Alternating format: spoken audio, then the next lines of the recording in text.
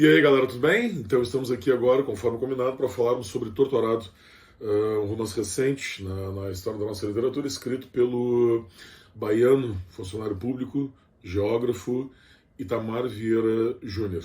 Primeira coisa é contextualizar essa narrativa. Por que o Torturado é um livro importante? Porque ele trabalha um assunto que talvez viesse sendo sistematicamente esquecido pela literatura, que é a permanência. Veja essa expressão que é super importante para o Enem, a permanência da exploração do trabalho no mundo agrário do Brasil. O chamado Brasil profundo, expressão que às vezes pode parecer preconceituosa, mas que o Itamar abraça. E o primeiro dado é o seguinte: quando nós falamos sobre exploração do trabalho, tu imagina assim, pô, mas ainda tem, ainda mais nós, eu estou falando aqui do Rio Grande do Sul, que imaginamos um agro super tecnológico, né? Aliás, um agro quase sem trabalhadores braçais. É claro que essa exploração continua. E o filtro principal, o prisma pelo qual o Itamar vai colocar essa análise, é dos próprios explorados. Então essa é a grande novidade. A gente associa bastante, até pela retomada da temática agrária, o Itamar com escritores, grandes escritores anteriores a ele, sobretudo com Graciliano, mas o ponto de vista do Itamar, dos narradores do Itamar, é o ponto de vista do explorado. Antes de começar essa contextualização, então esse cara ele fez uma coisa super interessante, chamando uma temática, digamos, o mundo agrário no Brasil, que já não era mais tão popular na literatura, mas ele colocou um prisma diferente. E aí a caracterização dos explorados, que nós vamos seguir aqui falando sobre eles agora, deu para esse romance uma amplitude que era inesperada. Deixa eu só te mostrar um detalhe importante do que eu vou fazer assim, ó. Hoje a gente vai fazer uma colinha um pouco diferente, eu vou me apegar mais à minha cola, porque eu vou detalhar pontos específicos para tu usar na tua redação, que eu acho que serão necessários, porque tu talvez não leia Torturado. Como Torturado não é um romance que esteja em nenhuma lista recente, próxima nossa aqui, a partir de Porto Alegre, sempre falando de Porto Alegre, de leituras obrigatórias, talvez não te sinta motivado a lê-lo. Tá? Então eu vou especificar mais detalhes que são mais interessantes para a redação, para que tu te lembre deles. Em questões de estrutura e temática, a principal situação é que tu tem uma narrativa, sob o ponto de vista de pessoas que ocuparam a Terra durante muito tempo, que tem a percepção de sempre terem estado naquela terra, que tu vai te lembrar, são chamados povos originários. Por exemplo, nesse caso especificamente, os quilombolas, correto? Tema da redação do Enem de 2022, se não me engano. Uma segunda característica que chama muita atenção do Torturado, que tu viu na capa, não sei se tu te lembra, te falei para prestar atenção na capa, é o lance da sororidade. As narradoras são duas irmãs, Belonise e Bibiana, que atuam muito conjuntamente. É claro que elas são irmãs de verdade, mas ao invés daquela disputa, aquele ranço entre irmãs, o que se sobressai entre elas é a sororidade, a solidariedade entre mulheres. Tá? Elas são efetivamente as narradoras do livro, então tu tem uma abordagem feminina, tu vê que vai num crescendo, né? Eu tinha dito antes, são trabalhadoras do campo. Quando tu diz trabalhador do campo, tu imagina assim, ó, são homens, mas nesse caso os protagonistas são muito, muito, muito relevantemente mulheres. Tá? Existe uma situação também no romance que é o fato de que tu tem uma temporalidade. Tu não sabe exatamente, é bem difícil, se tu lê de boa, assim, sem prestar atenção, tu não sabe quando o romance termina. Essa história podia ser parcialmente contemporânea lá dos romances de 30. Podia estar acontecendo há quase 100 anos atrás. Em algum momento, o narrador te dá, ou as narradoras te dão algumas dicas de quando efetivamente ela vai acontecer. E nós incrivelmente nos aproximamos do Brasil das décadas de 70 e 80. Então, tu tem uma percepção de que no intervalo de meio século, essas relações de trabalho e de exploração elas permaneceram. Aí a ideia da permanência do trabalho. Esse ponto eu acho muito importante. Enquanto tu está vendo um Brasil que evolui, nós pensando aqui no Rio Grande do Sul, no agro, o agrotecnológico, tu sabe que existe um Brasil que está muito para trás. Um Brasil que está muito antes da Constituição de 88, dos seus direitos, por exemplo. Daí o caráter significativo. Mas tu vê que eu estou formando um bolo aqui, né? Eu estou falando sobre a exploração do trabalho, e essa pessoa explorada, esse trabalhador explorado, ele tem um ponto de vista feminino. Aí tu vai criando, tu vai notando como o Itamar conseguiu fazer essa narrativa um fenômeno, porque ele vai agregando elementos que são aquilo que a gente quer ler hoje, os pontos de vista, por exemplo, da diversidade. Há uma situação, então, extremamente interessante também da religiosidade. Aí o Itamar traz outro elemento da questão da negritude. As narradoras, elas são trabalhadoras, elas são mulheres, elas são negras, e a comunidade pratica uma religião de matriz africana que é o chamado Jare, que só existe naquela localidade. Tu vê que aí também é uma grande identificação cultural. Essas pessoas são ligadas à terra, tem uma cultura desenvolvida por elas naquela terra, que inclusive se reflete na religiosidade. E um aspecto também que o Itamar acho que trabalhou muito bem nesse livro é da linguagem. A gente não tem uma linguagem exatamente regionalista. Evidentemente, como eu acabei de mencionar, né, vão aparecer expressões que são locais, tipo jaré, né?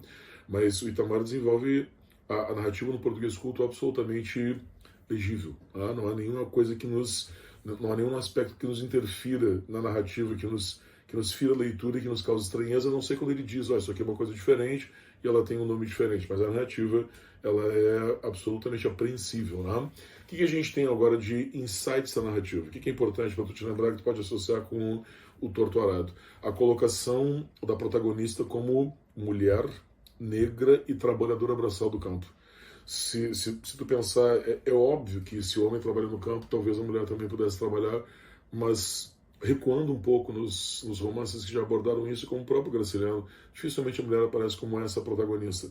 Mulher, negra e trabalhadora. Uma situação interessante também, como já havia mencionado antes, é o lance da sororidade. O Itamar trabalha muito com essa ideia de que as mulheres estão juntas na comunidade, elas são a voz da comunidade e as coisas são muito pautadas pela questão feminina. Há uma revelação interessante sobre a questão da negritude, em que as protagonistas, eu não vou dar spoiler da narrativa, tá?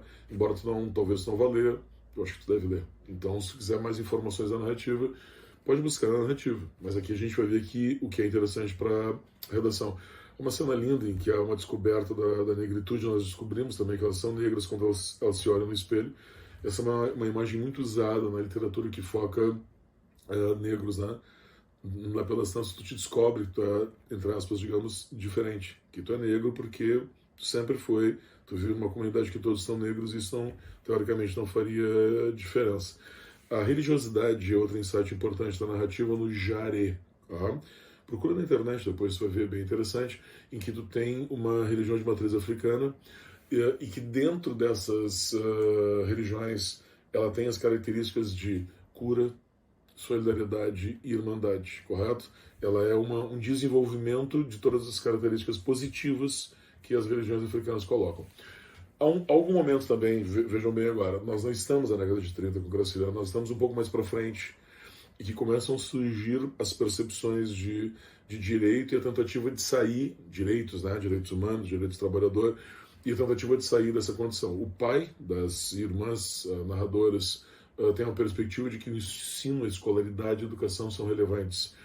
Uma coisa que a gente veria mais afastadamente lá no São Bernardo, embora haja uma escola lá de alfabetização no feudo, que é essa fazenda do São Bernardo, mas a perspectiva aqui é de libertação do trabalho, tá? A perspectiva de afirmação, de empoderamento desse trabalhador, que não poderia acontecer há 50 anos atrás, ou no caso agora falando dessas narrativas quase 100, né? E o final da narrativa, que é uma frase muito discutida, porque poderia parecer uma coisa determinista, mas aí estaria lendo determinista social, né? A frase termina, a frase final do livro, esse spoiler eu vou te dar, né? Sobre a terra de viver sempre mais forte, né? Em que pareceria o elogio daí do explorador, o mais forte como explorador. Absolutamente não é isso que o Itamar quer dizer, mas o mais forte é o povo originário. É aquele povo que dialogou com a terra, permaneceu na terra e fez com que a terra produzisse. Uma visão similar dos indígenas. Muito mais forte do que o explorador é o indígena, também povo originário, que permanece na terra e faz a terra, exatamente da nossa visão ecológica, fazer não apenas aquele povo, o indígena, sobreviver, mas como todos nós. Tá? Lembramos que essa fazenda, ou essa terra que ocupam esses povos retratados pelo Torto Arado, são povos que produzem alimentos, correto? Então também nos ajudam a sobreviver. Torto Arado, pessoal, é um sucesso. Essa é agora retomando a minha contextualização. Porque ele é um mix, aborda a questão agrária, que para nós talvez o homem urbano não se interessasse, mas aborda com um mix, com um prisma, com um ponto de vista, que é o da diversidade. É a mulher falando sobre a sua condição, a mulher negra explorada. Uma coisa absolutamente inédita nas nossas narrativas. Nós conhecemos essas narrativas da mulher negra urbana explorada. Por exemplo, lá na Conceição Evaristo, que é a leitura obrigatória da URGS. Conhecemos do magnífico Quarto de Despejo, da Carolina de Jesus, mas talvez nunca tivéssemos lido ou nunca tivesse nos chamado a atenção a perspectiva dessa mulher no campo, um ambiente tradicionalmente muito mais patriarcal e machista, beleza? Então, nas conexões eu vou te dar uma dica. Se tu não leu, ou se tu quiser fazer a relação, eu acho que tu deveria talvez pelo menos conhecer, não leu, mas deve conhecer, que é a narrativa de São Bernardo. São Bernardo é um baita livro. Se tu já leu e não gostou, tá, tudo bem. Talvez tenha lido muito precocemente. O São Bernardo agora, veja como Itamar é inteligente, tem uma questão de linguagem mais próxima do regional e mais difícil. Mas o grande problema de São Bernardo, do seu ponto de vista de hoje, talvez para nós, é que tu vê tudo sobre o prisma do cara que é o explorador. Então, a narrativa, ela tem o ponto de vista do Paulo Honório. Tudo bem, tá, tem um narrador em terceira pessoa, eu sei, mas tu vê as coisas sobre o ponto de vista dele, é a ascensão dele, o desejo dele, e depois no final, também sem dar spoiler, o fracasso emocional dele, a perda da Madalena, o arrependimento e por diante. Mas os periféricos, eles são periféricos da narrativa também, eles são um pano de fundo. Tu sabe que eles foram explorados, tu enxerga que isso deve ter sido horrível para eles, mas tu não tem reflexão deles, como tu vai ter no Itamar. Então, o São Bernardo é um bom ponto de partida para a gente entender a importância do Itamar. Não quer ler, mas pelo menos faz a comparação. Beleza? Eu acho que tu deve ler. Eu acho que vai ser muito bom para ti. Mas se não der, então taca-lhe pau nessas dicas para a redação. A redação dessa semana, trabalho formal. Ou análogo à escravidão. Aí valeu. Um abraço.